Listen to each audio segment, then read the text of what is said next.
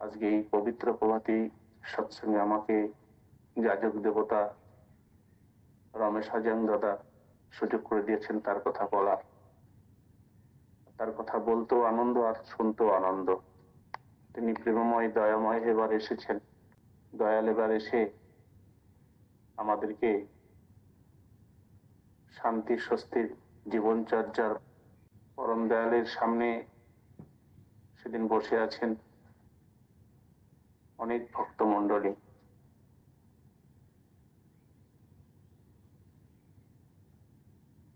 ঠাকুর জিজ্ঞাসা করলেন, তোমাদের কাছে সবার কাছে একটা তালা চাবি আছে তো বাড়িতে? সবাই বললেন, হ্যাঁ ঠাকুর, আমাদের তালা চাবি আছে বাড়িতে। আলমারি, বাক্স এসব আছে তো? সবাই হ্যাঁ বললেন। ঠাকুর এসে বললেন উচ্চ কণ্ঠে, আমার কাছে তালাও নাই, চাবিও নাই, আলমারি বাক্স আমার কাছে কিছু নেই। ঠাকুর বললেন, আমার কাছে গুপ্ত সম্পদ বলে আমার কিছু নেই।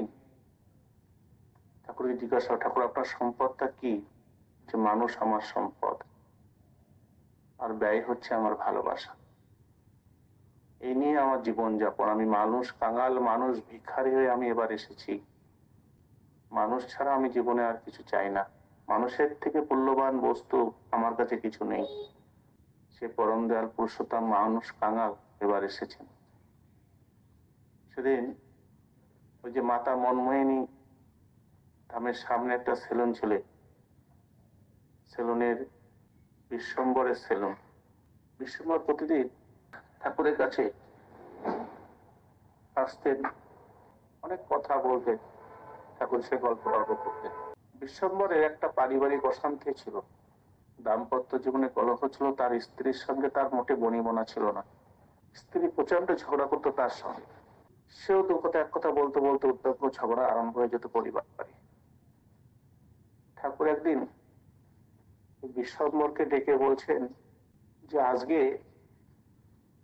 তো গরম, বৃষ্টি টিষ্টি হবে নাকি? বিশ্বম্বর বলছে, আমি কি করে জানবো ঠাকুর? ঠাকুর তখন জিজ্ঞাসা করলেন, ভালো করে দেখো তো। বিশ্বম্বর ভালো করে দেখে বলছে, আজকে ঠাকুর, আজকে দুপুর নাগাদ বৃষ্টি হতে পারে। ঠাকুর বললেন, তাই নাকি? দুপুর নাগাদ হয়ে যাবে? বলছে, হ্যাঁ ঠাকুর, হবেই, দেখবেন। বলতে বলতেই ঠিক দুপুরে অঝরে বৃষ্টি নেমে আসলো। দেওঘর ধাম পুরো শীতল হয়ে গেল। পরের দিন বিশ্বম্বর আসতে ঠাকুর তো সবার সামনে চেঁচিয়ে উঠলেন, ওই দেখ, ওই দেখ, বিজ্ঞানী আসছে, আবহাওয়া বিজ্ঞানী আসছে, ওই দেখ। বিশ্বম্বর বলে গেল, দুপুরে বৃষ্টি হবেই ঠাকুর। তাই হয়েছে। বিশ্বম্বর বিজ্ঞানী। এই কথা শুনে বিশ্বম্বর তো বুকটা ফুলিয়ে ঠাকুরকে প্রণাম করে উঠে দাঁড়ালো। বাড়িতে গেছে, তার স্ত্রী তাকে যা তা করে গালাগালি দিচ্ছে, সে কিছু বলছে না। তখন স্ত্রী জিজ্ঞাসা করছে, আমি এত কথা বলছি, উনি বলেন না কেন? তখন বললে, আমি হচ্ছে বিজ্ঞানী, ঠাকুর আমাকে বিজ্ঞানী বলেছেন, আমি আজকে থেকে বিজ্ঞানী হয়ে গেছি। তোমার মতন সামান্য লোকের সঙ্গে ওই সাধারণ কথায় আমি উত্তর দেব না, আমি এখন বিজ্ঞানী। তাই ঠাকুর সামান্য মানুষকে অসামান্য করে তুলেছেন তার এই সৎনাম প্রদানে, তার এই সৎসঙ্গের মাধ্যমে। আজকে আমরা প্রত্যেকে আমরা বৃত্তি প্রবৃত্তির তাড়নায় উদ্বুদ্ধ ছিলাম, নিজেকে ভুলে বৃত্তি প্রবল হয়ে আমরা নিজেকে মাতিয়ে তুলেছিলাম। কিন্তু আজকে প্রতিটা ক্ষণ আমরা এক একজন বৃত্তিভেদী তার প্রতি টান নিয়ে কিন্তু আমরা সেই মহামানবে পরিণত হওয়ার প্রচেষ্টায় তৎপর। সেদিন ঠাকুর হঠাৎ বসে আছেন, ঠাকুরের সামনে বসে আছেন কৃষ্ণপ্রসন্ন ভট্টাচার্যদা। শ্রাবণ মাস, ঝিরঝিরে বর্ষা। কৃষ্ণপ্রসন্ন ভট্টাচার্যদা ঠাকুরের কথোপকথন ডায়েরিতে লিখছেন। অর্থাৎ ঠাকুর কথোপকথন বলতে বলতে ঠাকুরের আর দেখা দর্শন নেই। ঠাকুর চুপ হয়ে গেছেন। ঠাকুর নড়েও না, চড়েও না। ঠাকুর আখের পাতাও ফেলছেন না। কেষ্টদা ঠাকুরের কাছে গিয়ে ডাকছেন, ঠাকুর ঠাকুর বলে, ঠাকুরের সাড়া নেই। ঠাকুরের চোখের সামনে হাতটা বলিয়ে বলছে, ঠাকুর চোখের পাতা ফেলছেন না, আমি আমি বলছি ঠাকুর, আপনি বলছিলেন কথা বলছিলেন, কেন কথা বলছেন না? হঠাৎ কিছু সময় পরে ঠাকুর বলেন, হ্যাঁ কৃষ্ণদা, আপনি যেন কি করতেছিলেন? তখন ঠাকুর কে কেষ্টদা জিজ্ঞাসা করছেন, আমি আগে যেটা কই সেটা কন আপনি। আপনি কিছু মুহূর্তের মধ্যে আপনি কোথায় হারিয়ে গেছিলেন? আপনি এই শরীরে ছিলেন না ঠাকুর, সত্যি করে কন দেখে আপনি কোথায় গেছিলেন? তখন ঠাকুর বলছেন, কেষ্টদা, এখান থেকে কিছু কিলোমিটার দূরে একটা মেয়ে একাকী ঘরে থাকে, পড়াশোনা করে, খুব ভক্ত প্রাণ, শ্রেষ্ঠ প্রাণ, পরম পিতাকে নিয়ে সবসময় থাকে। ওই পাশে জমিদার বাবুর ছেলেটা, তার প্রতি কুদৃষ্টি আছে। ও যখন সন্ধ্যাবেলায় বাচ্চা এসেছিল, সেখানেও টিপি টিপি বর্ষা পড়ছে, মেয়েটা বাচ্চা আসতে অন্ধকার পরিবেশ দেখে ওই জমিদারবাবুর ছেলেটা কাঁটা তারে বেড়া ডিঙিয়ে মেয়েটাকে জাপটে ধরে। মেয়েটা হে ঠাকুর বলে চিৎকার করে উঠেছিল। আমি বড় লাঠিটা নিয়ে তার কাছে গিয়ে দাঁড়াই।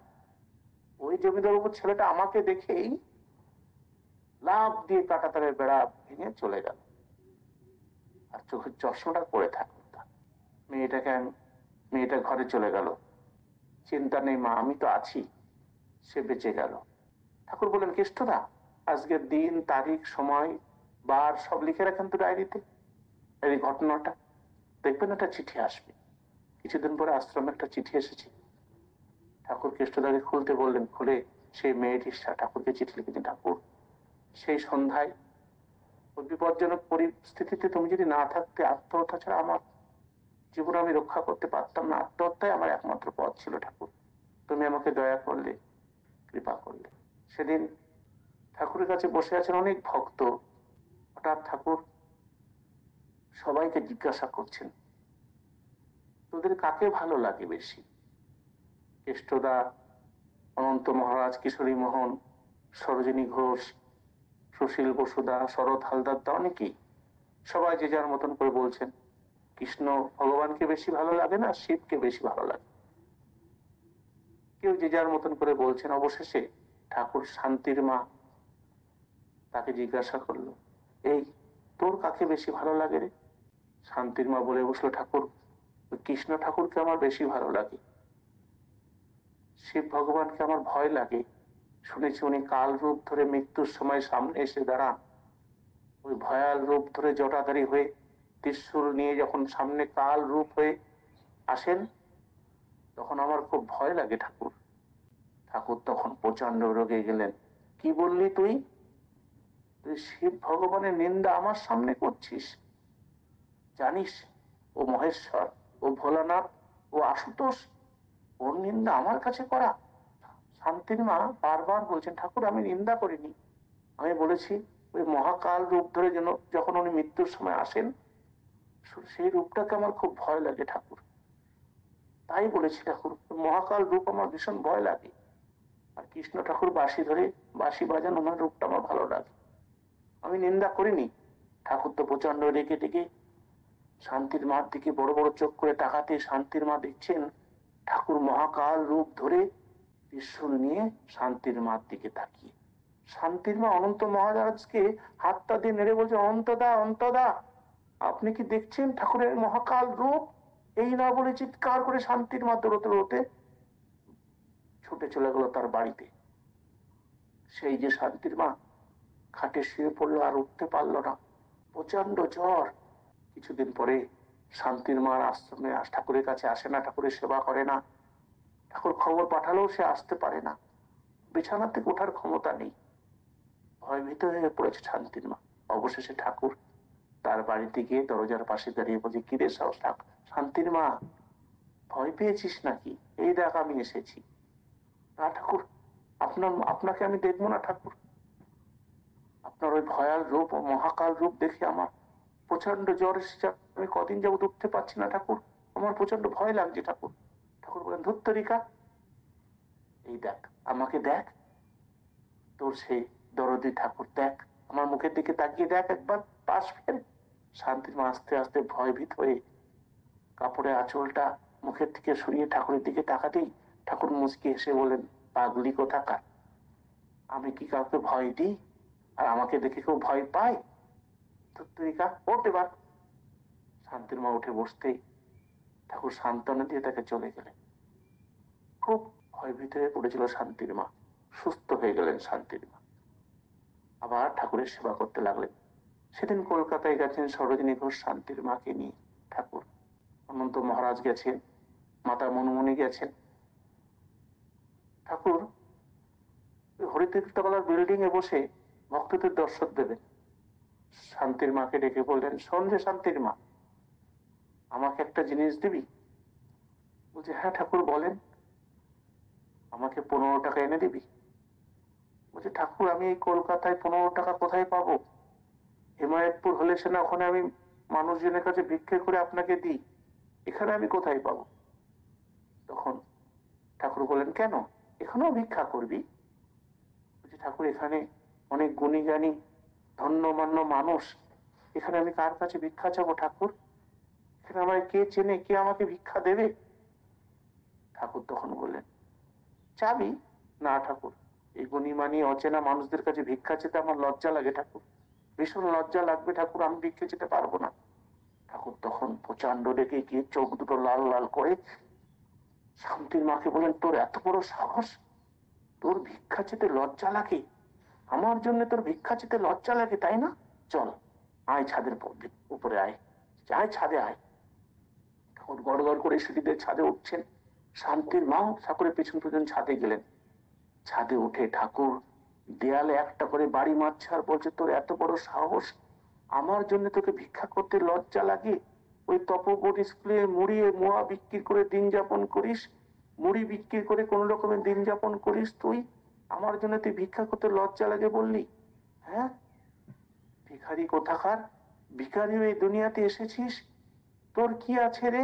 এই যা কিছু তুই আজ ব্যবহার করিস, যা কিছু তোর, সব তো আমার, তুই তো ভিখারি রে, কি এনেছিস? ঠাকুর এই কথা বললেন, তুই ভিখারি মানে আমরা সবাই ভিখারি, আমরা গঙ্গা জলে গঙ্গা পূজা করি, আজকে সব তন মন ধন এই শরীর এই প্রকৃতি যা কিছু সবই তার দান। তাই তিনি বললেন, তুই তো ভিখারি রে, আরে তোর মন, চোখ, নাসিকা, ত্বক, জিভা, শরীর, এই মন যা কিছু সব তো আমার, তোর কি আছে রে? এই শান্তির মা, তোর কি আছে রে? তোর যে চোখে লজ্জা লাগে সেটাও আমার, তোর কান, তোর নাক, মুখ, তোর শরীর, তোর মন সব তো আমার, তোর আমার জন্য ভিক্ষা চেতে লজ্জা লাগে? ঠাকুর রেগে গিয়ে বারবার একটা করে দেয়ালে বাড়ি দিচ্ছেন। ঠাকুরের সারা শরীর লাল বর্ণ হয়ে গেছে, ঘাম বেরোচ্ছে, ঠাকুরের চোখ দুটো টক টক করে লাল। ঠাকুর চিৎকার করছেন, অনন্ত মহারাজ আর মাতা মনমুনিকে বারণ করে দিয়েছেন তারা যেন ছাদে না আসে। শান্তির মা হা হা করে কাঁদছেন। ঠাকুরের পা দুটো জড়িয়ে ধরে বলেন, ঠাকুর আমার আর লজ্জা নেই, আপনি যা বলেছেন আমি তাই করব। ঠাকুর বলেন, ঠিক আছে, কালকে যখন আমাকে সবাই দর্শন করতে আসবে, তো এই বিল্ডিং এর সামনে, গেটের সামনে আঁচল পেতে দাঁড়িয়ে থাকবি, বলবি আমাকে সবাই ভিক্ষা দিন, নিশ্চয়ই তুই পাবি। তাই করলেন শান্তির মা। পরের দিন সকালে উঠে গেটের সামনে আঁচল পেতে দাঁড়িয়ে থাকলেন, যে আসে তাকে বলেন আমাকে একটু ভিক্ষা দিন। আর সেদিনের কথা অনেকে চারিদিকে শুনে ফেলেছিল, শান্তির মা ঠাকুরের সেই কথোপকথন। শান্তির মাকে সবাই আঁচলে ভিক্ষা দিচ্ছে। দুপুর পর্যন্ত আঁচল ফুল হয়ে গেল। ঠাকুরের কাছে পায়ের সামনে ঢেলে দিল সেই আঁচলের পয়সাগুলো। শান্তির মা চলে গেল। ঠাকুর বিকেল বেলায় শান্তির মাকে ডেকে বলছেন, এই শান্তির মা শোন, তোর কাছে আমি 15 টাকা চেয়েছিলাম রে, 120 টাকা আমার জন্য তুই ভিক্ষা করেছিস, দেখেছিস তুই সব পারিস। আমি তোকে কেন বলি জানিস রে শান্তির মা? তোর কাছে আমি বউনি করতে চাই, তাই তোর কাছে আমি বারবার চাই। শান্তির মা সেদিন ঠাকুরকে হাত জোর করে বলছেন, ঠাকুর আমি তপবন মুড়ি মোয়া বিক্রি করে খাই স্কুলের সামনে বসে, সারাদিন ধরে একবেলা ভাত জোটে একবেলা জোটে না, 3টে সন্তান নিয়ে কোন রকমের দিন যাপন করি, কিন্তু আপনি আমার কাছে সব সময় চান, আজ 20 টাকা দিয়ে, আজ 10 টাকা দিয়ে, আজ 30 টাকা দিয়ে আমি ভিক্ষে করে এনে দিই, আপনাকে না দেওয়া পর্যন্ত আমি অন্ন জল গ্রহণ করি না ঠাকুর। কিন্তু দেখেছি ঠাকুর, অনেক মানুষ তাদের গোলা ভর্তি ধান, ঘরের সচ্ছল অবস্থা থাকা সত্ত্বেও সেই সমস্ত মানুষগুলো আপনার কাছে চেতে আসে, আপনি বিনা দ্বিধায় বিনা আপত্তিতে তাদেরকে দিয়ে দেন ঠাকুর। তাদের ঘরে সবকিছু থাকা সত্ত্বেও তারা যেতে আসে, আপনি তাও দিয়ে দেন তাদেরকে যা চাই। কারোর মোকদ্দমা, কারোর মেয়ের বিয়ে, কারোর ছেলে অসুস্থ, আপনি সবাইকে দেন। কিন্তু আমার মতন ভিখারির কাছে আপনি চান কেন ঠাকুর? ও ঠাকুর, আমি তো ভিখারি, আপনি আমার কাছে চান কেন?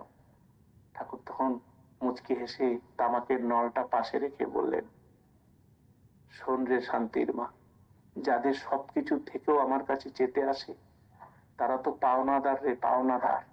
আর কিছু না থেকেও যারা আমাকে সবসময় দিয়ে চলেছে তারা তো দেওনাদার রে, দেওনাদার। এ দুনিয়াতে পাওনাদারের অভাব নেই রে শান্তির মা, শুধু দেওনাদারের অভাব। আজকে আমরা সৎসঙ্গীরা, আমরা দেওনাদার হতে পেরেছি, গঙ্গা জলে গঙ্গা পুজো করার সুযোগ পেয়েছি, সেই পুরুষোত্তমের বিধানকে আমরা মেনে চলার সুযোগ পেয়েছি, এই পঞ্চনীতি মেনে চলার সুযোগ পেয়েছি, ইষ্টভীতি পরায়ণ হওয়ার সুযোগ পেয়েছি। আমরা দেওনাদার হতে পড়েছি, পাওনাদার আমরা হইনি। তার কাছে আমরা কিছু চাই না, আমরা শুধু তার কাজ করে জীবনটা ধন্য হতে চাই। আসুন এই ডিপি ওয়ার্কের মাধ্যমে প্রত্যেকটা পরিবার পরিবেশে সেই মানুষগুলোকে ইষ্টভীতি পরায়ণ করে তুলে সবাইকে আমরা দেওনাদার করে তুলবো। স্বস্তি হবে হওয়া গুয়ান, ভয় নাই আর ভয় নাই। ইষ্টার্থে প্রাণ যে করেছে দান, ক্ষয় নাই তার ক্ষয় নাই। সবাইকে আমার জয় গুরু।